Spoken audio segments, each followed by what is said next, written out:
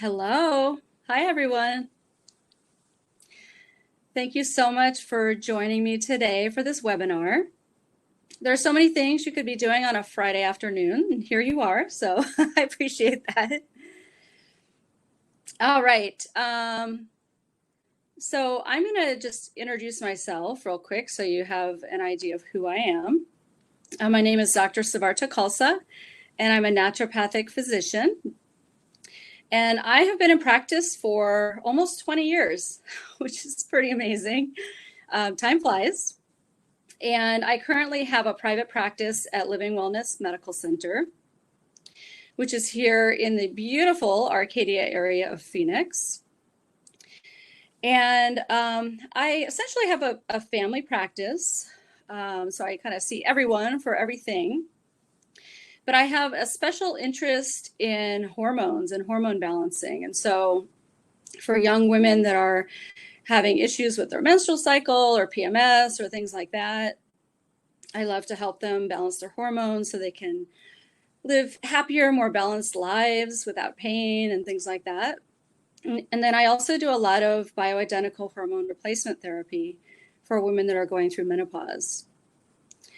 I also really enjoy treating people that have thyroid conditions, hypothyroidism in general, but especially Hashimoto's thyroiditis. I have a lot of experience in treating that, and I see it a lot. I think it seems really like an exponential growth in this particular condition in the 20 years or so that I've been in practice.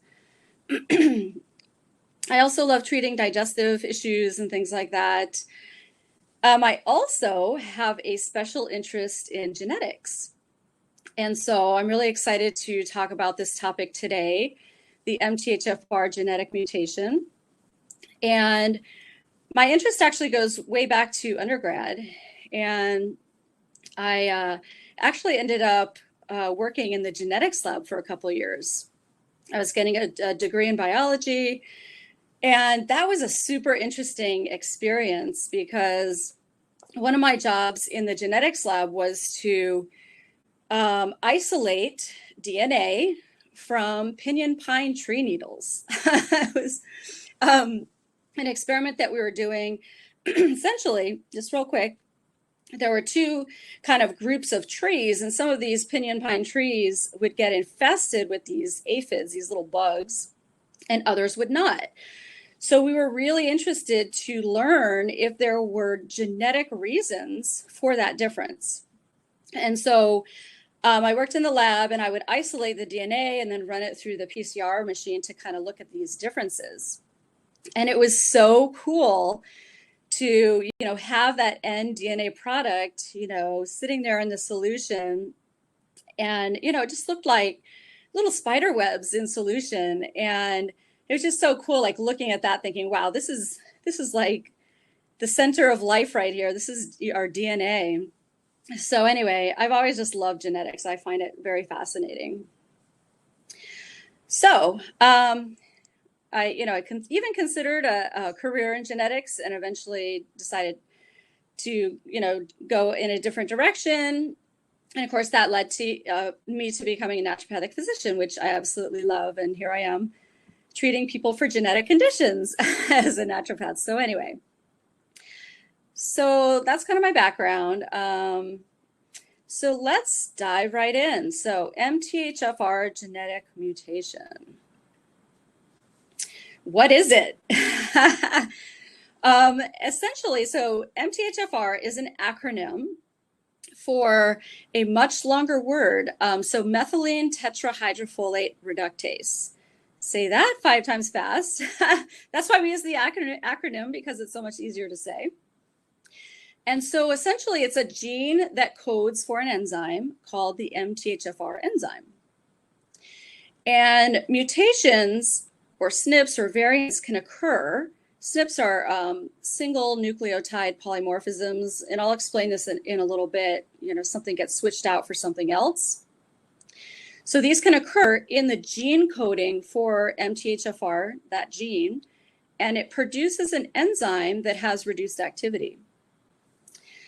And the MTHFR enzyme is really important in certain certain things in our bodies. One is in the production of the active form of folate, also called methylfolate or 5-MTHF.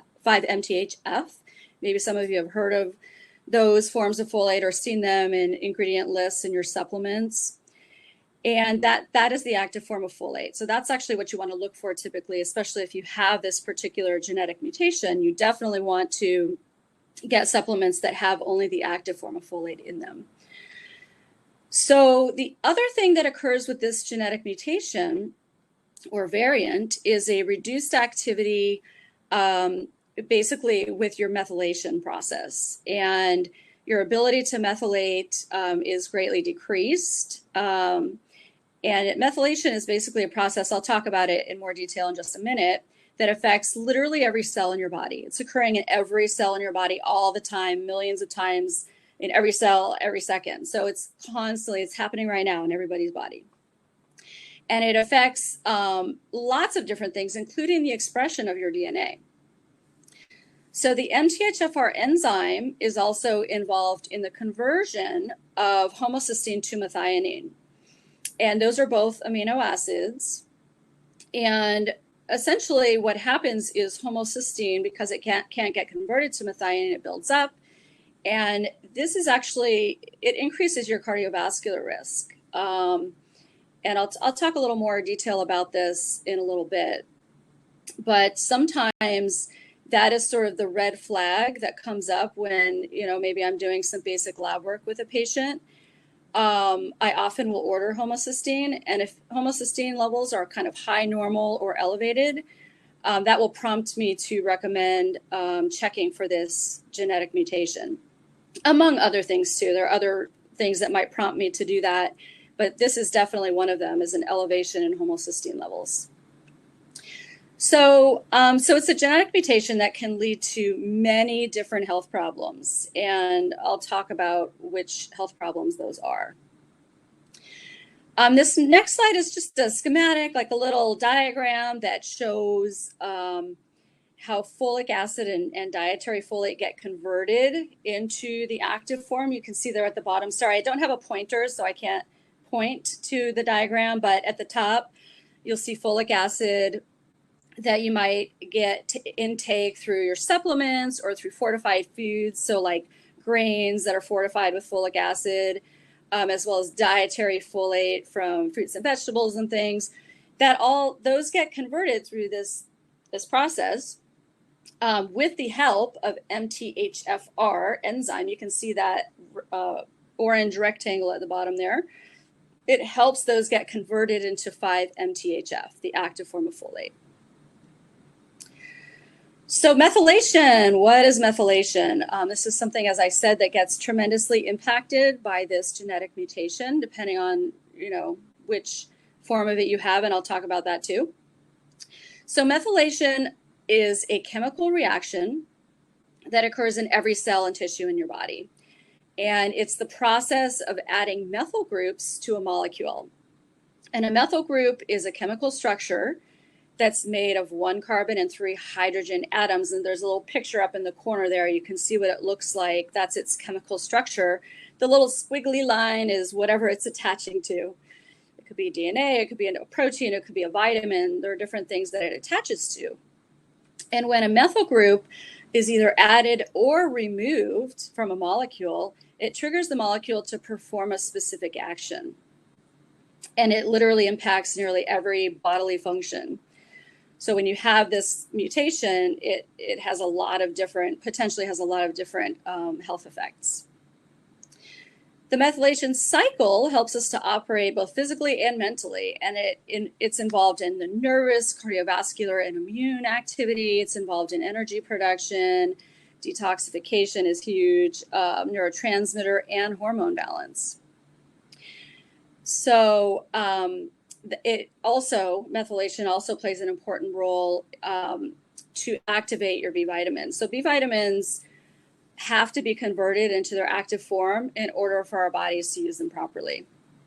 In addition, those B vitamins, folate, and the methyl form of B12, those also serve as methyl donors in this methylation process. So they're really important. how well your body can methylate is really important to your overall health. And there are other things outside of this particular genetic mutation that can affect methylation. Usually it's like, bad lifestyle habits, drinking a lot of alcohol and smoking and things like that, eating a bad diet. But this is also a big one that can affect your health. Okay, so this next slide it's a diagram essentially showing the methylation cycle alongside the folate cycle, and they're of course closely related with each other. The reason I put this slide up is because I want you to memorize it, and there's going to be a quiz at the end. Just kidding. I wouldn't do that to you. You can see pretty complex. And actually, this picture is simple compared to some of the other pictures out there showing all the different chemical metabolic processes going on and how it's all connected and stuff. But really, what I wanted to showcase with this particular slide is you can see there, the circle on the right, you can see the homocysteine getting converted to methionine, and SAMe is involved there. And then that homocysteine can also, with the help of vitamin B6, get converted into glutathione. So, that's your main antioxidant in your body. So that can be affected. And then on the left side, you can see you have your MTHFR enzyme there helping to produce the active form of folate. So anyway, it's all connected. And I just wanted to showcase kind of, you need vitamin B12 and vitamin B6 and vitamin B2 and folate. So that's just kind of showing that process, that chemical reaction that occurs in our cells. All right, genetics 101. So I thought, we're talking about a genetic mutation today. I can't necessarily make assumptions that everybody's on the same page with their knowledge of genetics and things like that. And I'm not going to go into a lot of detail, but I just wanted to go over just some basic concepts to, make sure we're on the same page with things. Some of you may know all this. For some of you, it's new. So basically, our body is made up of trillions of cells, and every cell contains your genes.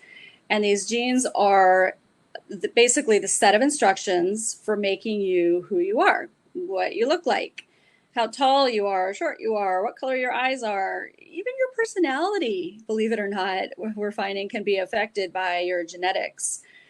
And then on top of that, whether you're born as a human being or you're born as a bunny rabbit, or, even little organisms and bacteria, they all have DNA and genes and genetics in them. So anyway, it's a really pretty amazing, and it's always, like I said, been really interesting to me how genes work and DNA, and, it's like the center of life. So our genes are segments of DNA, and each gene provides a particular set of instructions. So each gene is different, usually coding for a specific protein or a particular function.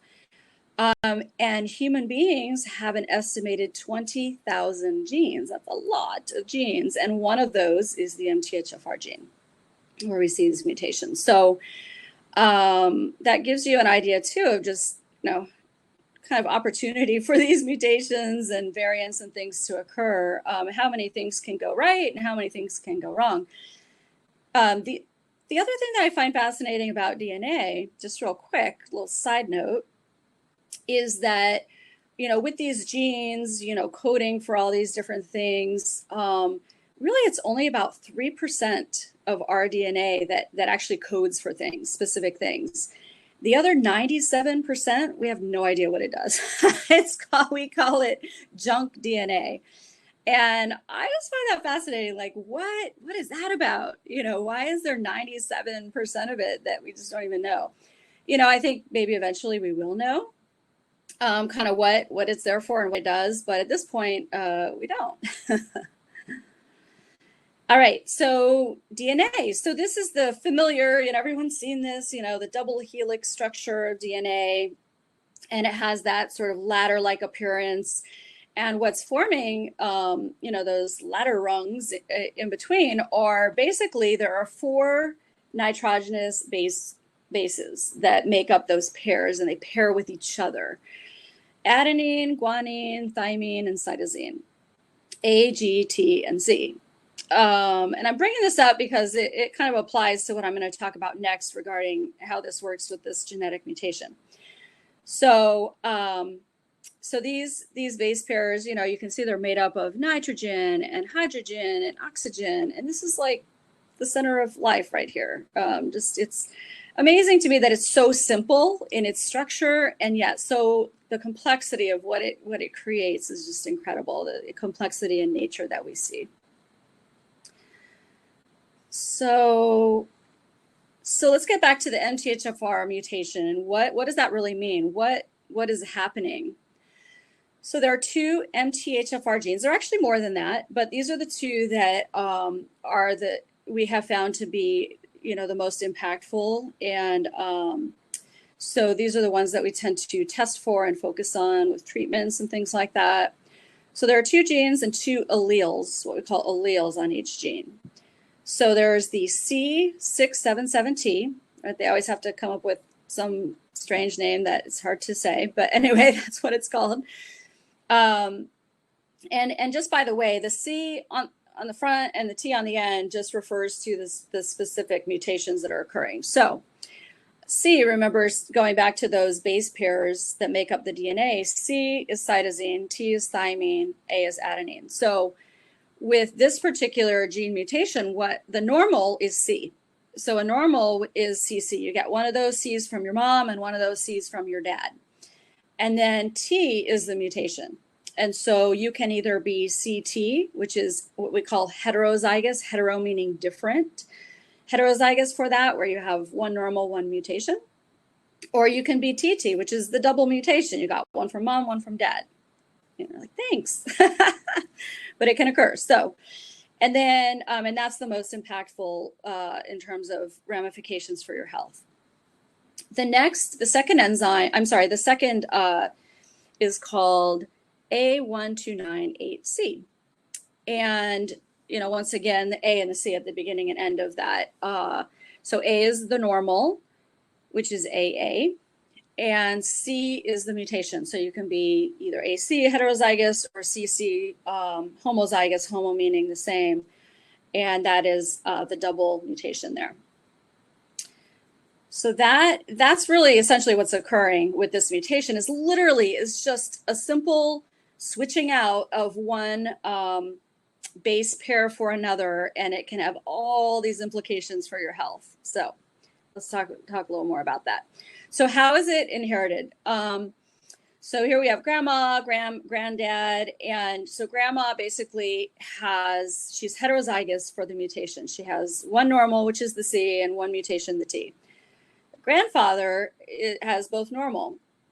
They have two kids. So they have one child that's CC, normal, like his dad, no mutation. He inherits both the normals, C from mom and normal C from dad. And then they have a daughter, and she's heterozygous like mom, so she's CT. So she has one mutation that she inherited from her mom and the normal one from her dad. She gets married and happens to marry someone that has the same heterozygous mutation that she does. So one normal, one mutated. And they have some kids. They have 3 kids. They have a daughter that unfortunately inherits both of the mutated allele from both parents. So she's TT, homozygous positive.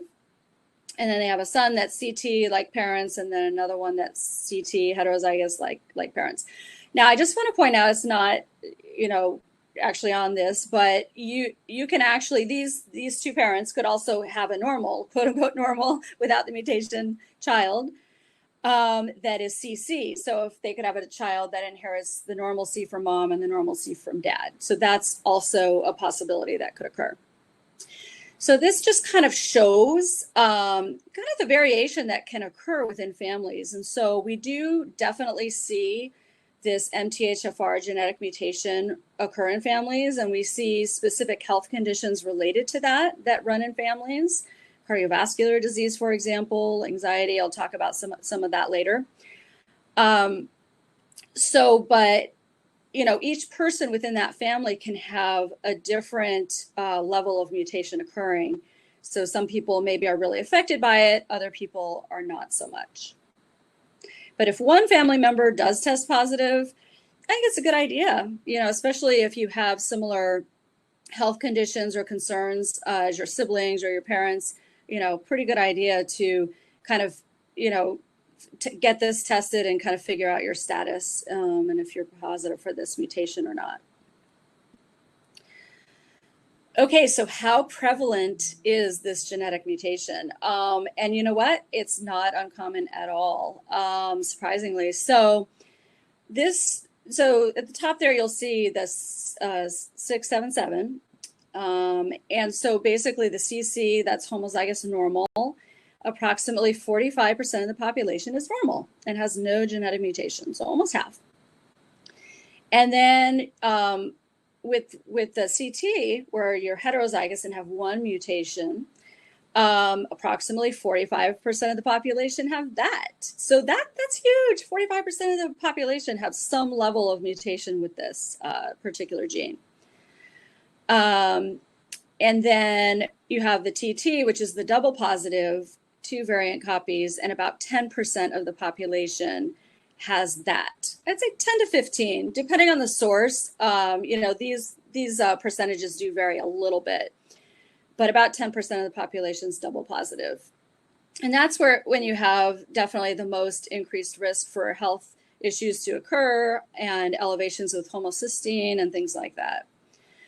The other gene, the 1298, you can be double normal, I should say, so AA normal homozygous, or you can be AC or CC with 1 or 2 of the variant copies, and about 30% of the population has this mutation on this particular gene. Now, I will say that of the two, the C677T is much more impactful than the other.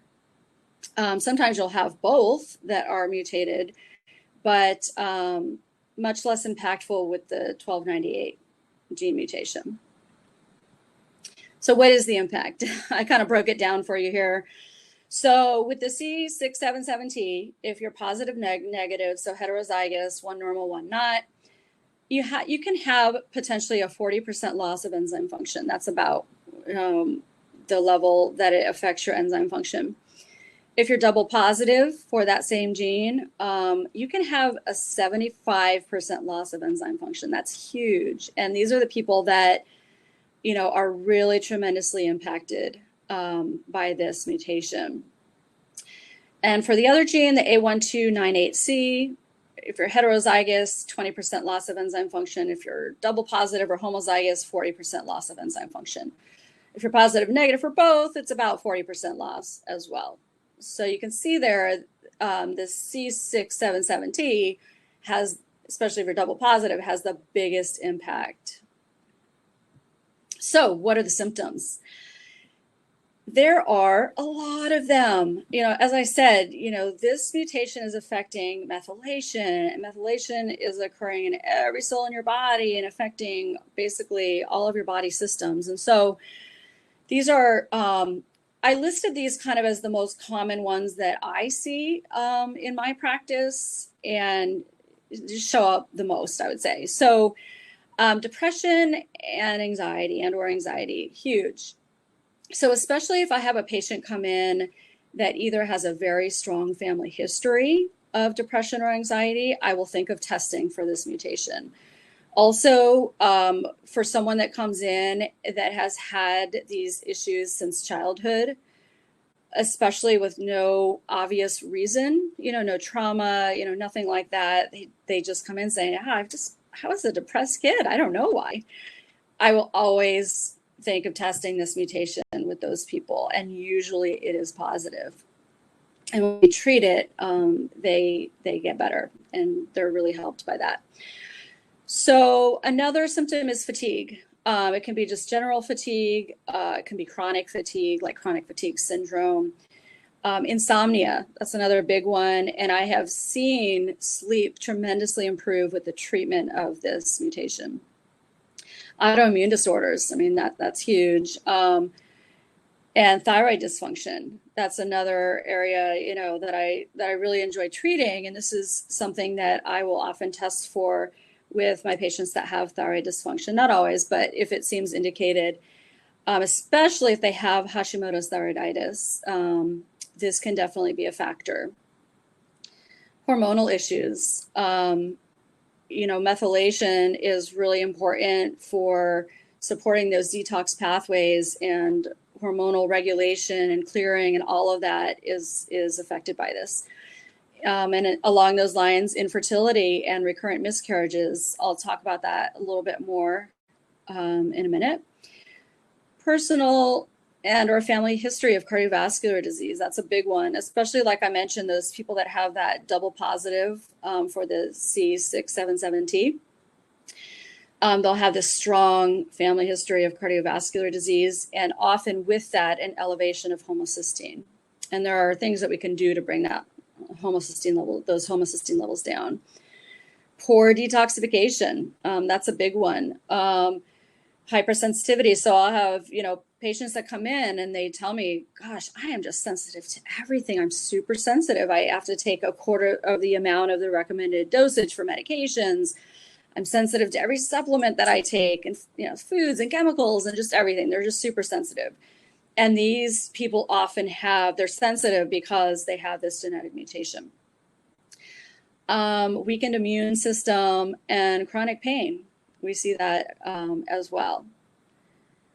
This next slide is just showing, once again, kind of a list of medical conditions that may be affected by MTHFR. It may or may not cause these things, but it can influence these things. Sometimes it's multifactorial. So, you can just see the long list. Neurological disorders like Parkinson's, Alzheimer's, dementia, MS, autism, and kind of that tendency maybe for someone to develop autism. Cardiovascular disorders, atherosclerosis, which, by the way, that's one of the things that high homocysteine levels do is, they will cause calcium to go into the arterial wall where it shouldn't be and create this atherosclerotic condition. Heart disease, essentially, pulmonary embolisms, general clotting disorders. We see that a lot. And that also plays in with recurrent miscarriages and things like that. Mental dysfunctions like depression, anxiety, insomnia, like I mentioned, ADD, ADHD, bipolar, addictive behaviors like alcoholism. This is something to think about in people that struggle with alcoholism, which is so common and rampant. Schizophrenia, preconception care, infertility and miscarriages, like I mentioned, immune function, allergies, chronic viral infections, complications of diabetes. They've actually done they've done studies around this to show that you can actually decrease complications of diabetes by supporting this particular mutation. Increased sensitivity to chemicals, drugs, supplements, birth defects. That's another big area. We've all heard of spina bifida, cleft palate being caused by folate deficiency. And that's exactly what's going on, and why some of these, these women have a folate deficiency. They might even be taking folic acid, but they're not taking the active folate, and they can have a baby that has these issues. Down syndrome, congenital heart defects, and then some of your chronic conditions, chronic pain, fibromyalgia, chronic fatigue syndrome, even cancer. Very much affected by that. How well you methylate can really influence your risk for cancer. And of course, thyroid dysfunction. Okay, so that you can see how many different conditions can potentially be related to this. And of course, there's a lot of crossover, and it's not the be all end all and the only thing, but it can impact these things and be one of the factors. So I just wanted to mention just, a few different sort of research and things that have been done around this, which, by the way, our knowledge and awareness of the MTHFR mutation has grown tremendously over time. I would say definitely in the past 5, maybe even 10 years, there's a lot more awareness around it, a lot more research being done into it, and sort of acceptance that it is the thing, right? That it can really impact a lot of people's health. I've probably been treating it for about 10 years, but you can see, some of this research goes back to 1990. They've known about this. So it wasn't like in the mainstream yet, but, it's something that we definitely has gained a lot of sort of popularity and awareness more recently. So L-methylfolate in the treatment of depression. So L-methylfolate, which is the active form of folate, is a cofactor in the production of serotonin, which is your happy neurotransmitter, helps you feel good and happy.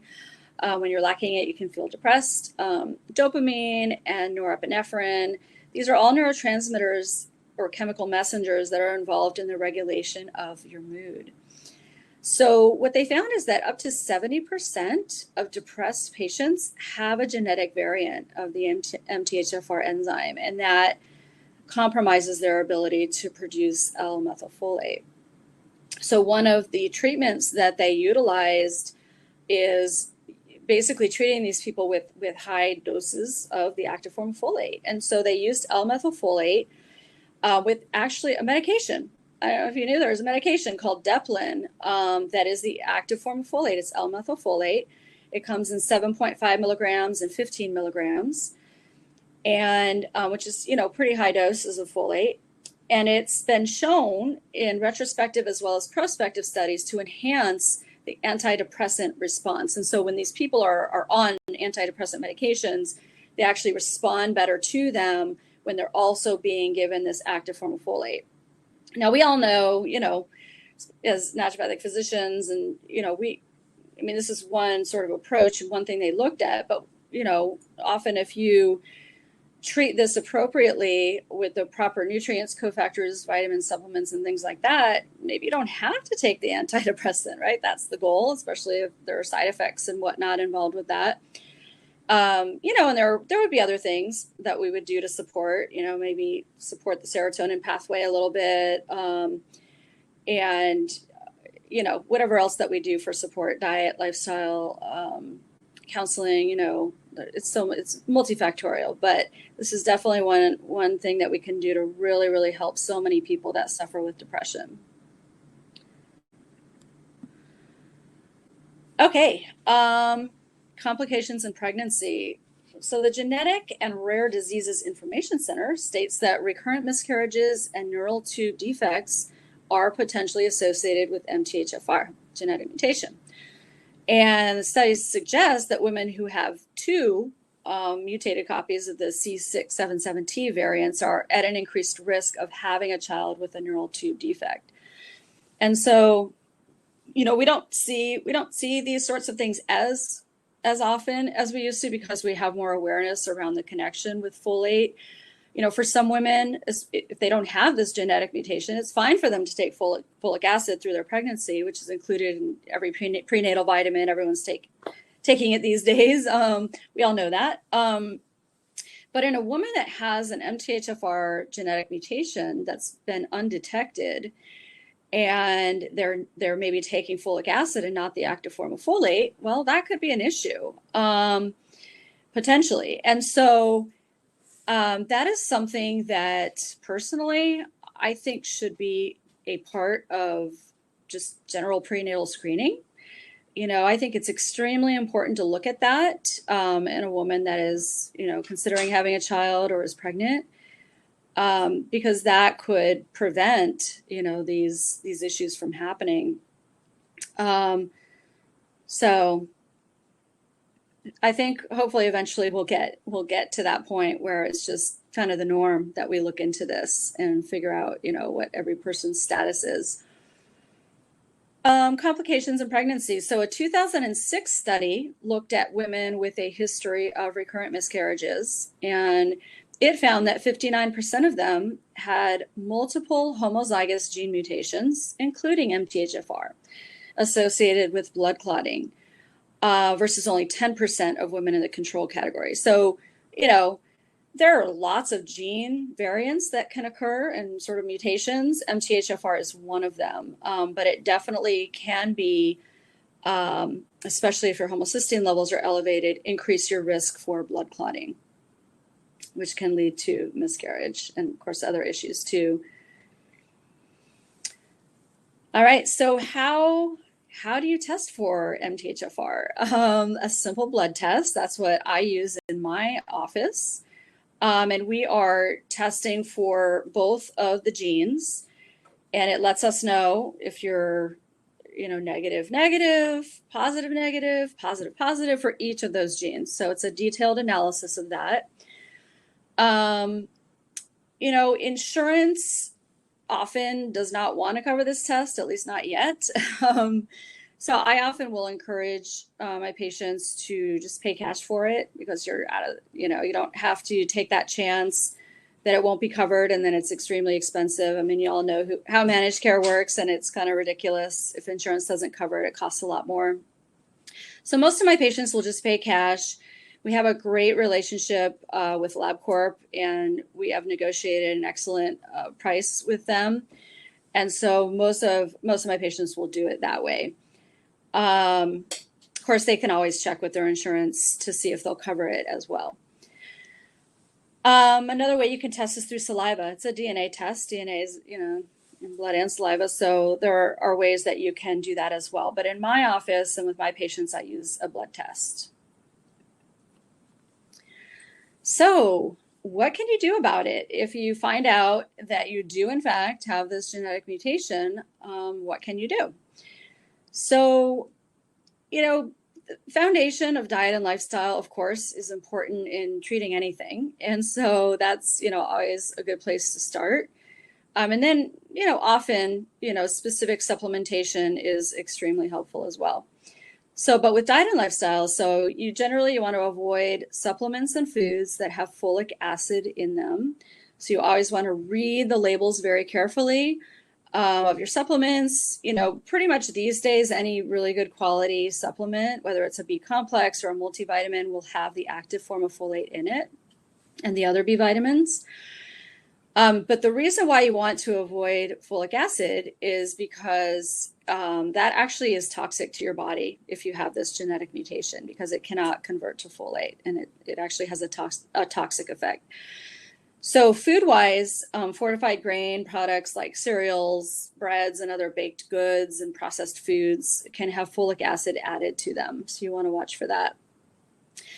You want to increase your raw green leafy vegetables, especially the dark ones, spinach and collard greens, turnip greens, Swiss chard, all that stuff is great source of folate, as well as avocados and lentils.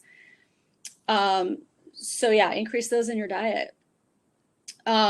Stress management helps with everything, right? So self-care, so important. We don't always do that for ourselves. Read a book, laugh, go on a walk in nature, get enough rest and enough sleep. I think we have the tendency to just kind of overwork ourselves in general. We're too busy. And, I think that's maybe one of the silver linings that has occurred during this crazy pandemic that we are currently going through, is just it's given us an opportunity, at least for most of us, to kind of slow down a little bit and be a little bit less busy and be at home more and be with our families. And so I think that's great. So stress management is big. It's huge, very important.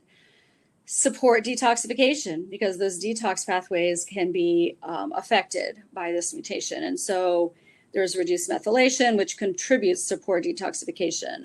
There's so much you can do for detox.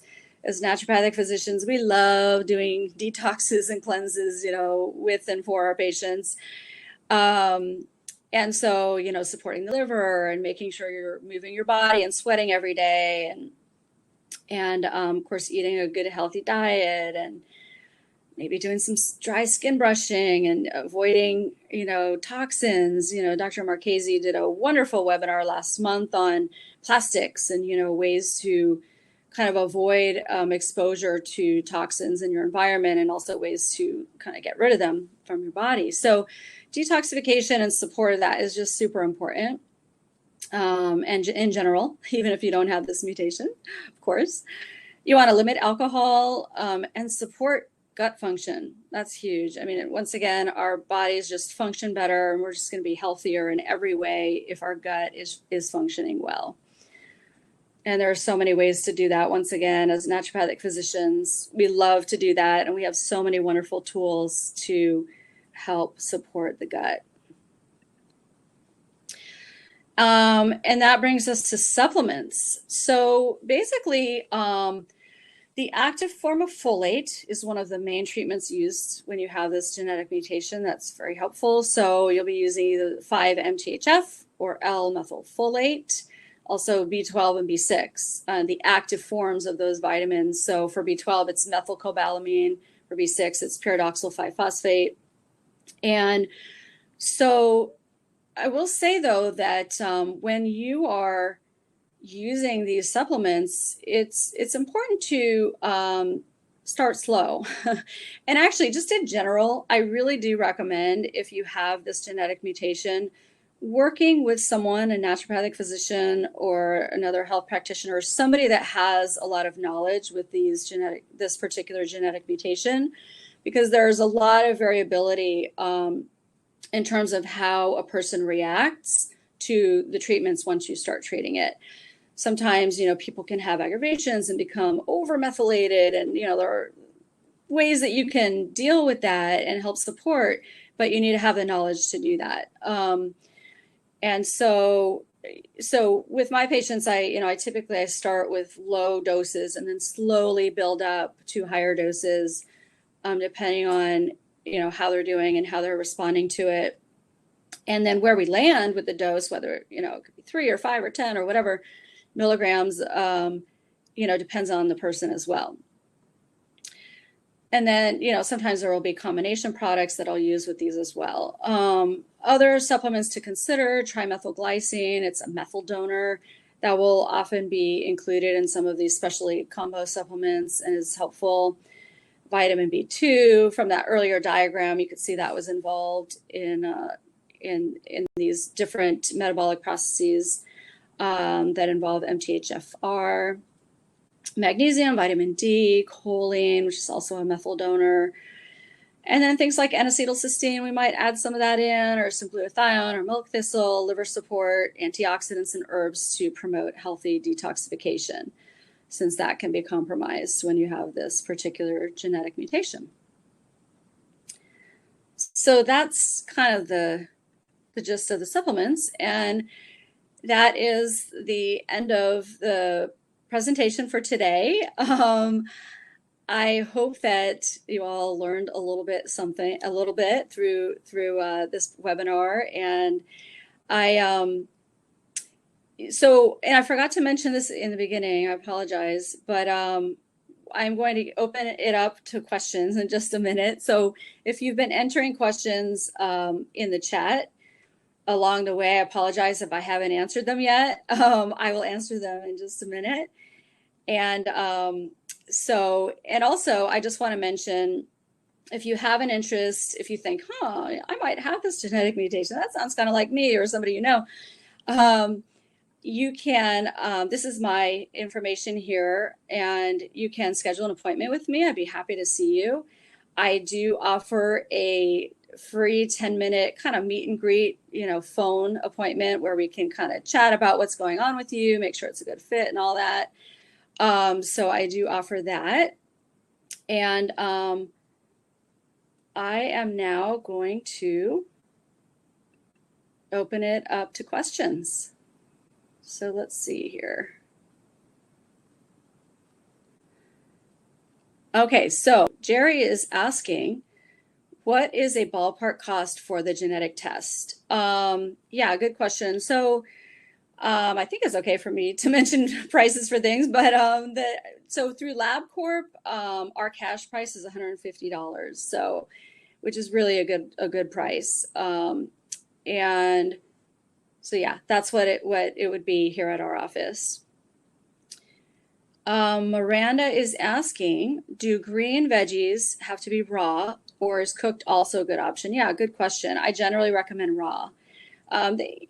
Just because the cooking process, generally it will destroy a lot of the vitamins and stuff. I mean, there's still nutritional benefit from eating cooked greens, but the raw is where you're going to get the most out of the folate. All right, Shannon is asking, are there long-term health impacts if the mutation is not treated? Potentially.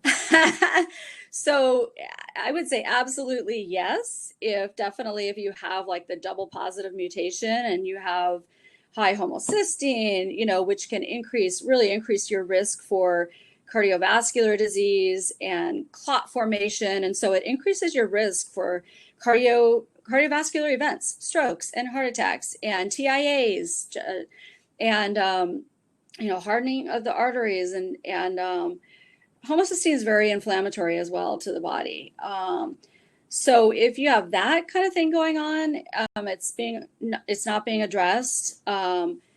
Yes. Also, you know, once again, when we're talking about the methylation process, if you have this genetic mutation, you're not methylating very well, that can increase your risk for cancer. And so I'm not saying you're going to get cancer if you don't address it necessarily, but that it does potentially increase your risk. So once again, you know, it does vary a lot depending on, you know, what your mutation is. And also it's very individual, I would say, with how much each individual is impacted by the mutation. You know, I have some people that are heterozygous, you know, one positive, one negative, and they have a lot of health issues related to it. And then I have others that, not so much, you know, so it does vary. Let's see. So Michelle is asking, the cost of the test has really come down. I was diagnosed in the early 90s. And the test was approximately $3,500. So she's saying 150 is great. Yes, 150 is amazing for a genetic test. So yes, I agree. Thank you for sharing that. Yeah, it's, you know, we just, I think it's, like I said, becoming so much more mainstream. You know, even the general labs like LabCorp is doing it. You know, so anyway, it's that's great. Great to hear that. Jerry is asking, can treatment of a mutation help with weight loss? Yeah, the short answer is yes. You know, weight loss, you know, weight gain and weight loss is definitely a complex thing, of course, and it can be influenced by so many things, but, you know, it can be influenced by hormones and thyroid and detoxification and all of the things that we know that this particular genetic mutation can affect. So potentially, it's certainly something to look at as part of the bigger picture. Of course, working with diet, exercise, all the other naturopathic, wonderful things that we can do for weight loss. But yeah, this can be a factor. Shannon is asking, are there long-term health impacts if, oh wait, no, sorry, I already read that question. Let's see, let's go up this way. Laura's asking, trying to interpret my results. My MTHC6770 is double A, homozygous, no C or T. Oh, should I investigate? That's odd. Huh. Oh wait, yeah. So no, that should be C and T. So that's kind of strange. I don't know if I can answer that, Laura. I don't know where you had your testing done. Usually it's the C and the T that's involved, you know, those specific base pairs is involved with the mutation with the one you mentioned, and it's the A that's involved with the other one. So you might just double check that. I'd be happy to, I think you can send us an email. If somebody has a question outside of this, they can send an email. Well, you have my contact information there, Laura. So if you have a specific question that I'm not able to answer during this webinar Q&A, just be in touch with me. This is my contact information here. Let me know. So yeah, I'm not sure how to answer that. It seems a little strange. Let's see, Miranda, I have the CT and AC. Oh, okay. So you are basically heterozygous for both, Miranda. Okay. So yeah, so you have basically about a 40% loss of enzyme function with that particular genetic variant with this mutation. So yeah, you could most likely benefit, depending on, you know, if you're presenting with symptoms and whatnot, you could probably benefit from treatment for this. Let's see if there are other questions. Okay, I think that's it. I don't see any new questions in the chat. And so think we'll probably wrap it up for this particular webinar. Once again, I really appreciate you all being here with me today to listen to this webinar. And I will be doing future webinars coming up. And so I will see you next time. All right. Thank you so much. Bye-bye.